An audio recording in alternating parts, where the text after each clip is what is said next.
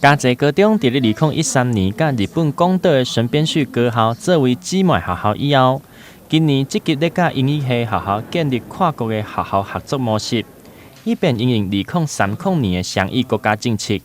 6号上午由嘉泽高中的校长陈韵如甲布莱斯学院的教务长陈祖峰伫咧学校的会议室来进行 MOU 的签署。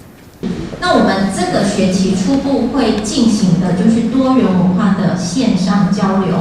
以及英文简报的一个练习。那另外呢，第二个部分的话就是教师相关的一个研习，或是教师专业社群的一个互享。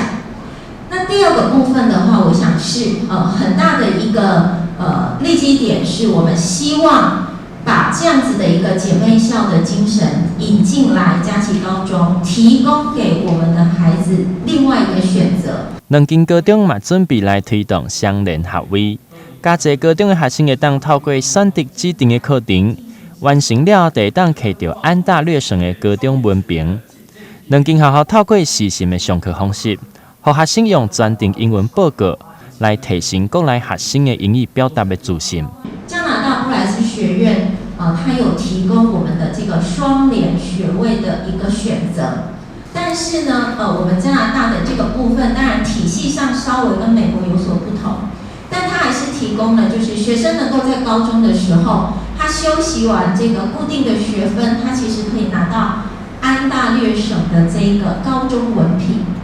或者是我们的孩子也可以选择2+1。在台湾2年，到加拿大1年，然后取得文凭之后，他可以选择直升加拿大的例如多伦多大学，或者是各大学，以及像英国西英格兰大学、澳洲的相关体系的大学。双联学位的一个好处就是，我们台湾的学生只要上6科加拿大的科目，我们会着重4科在英文的培养，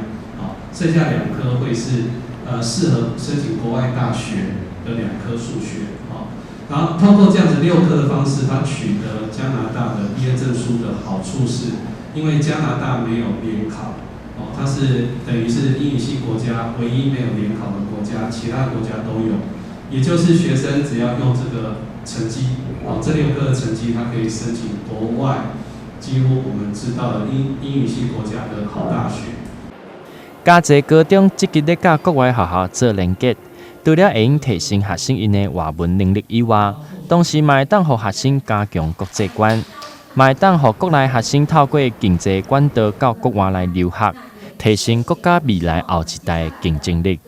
台南新闻刘品言采访报道。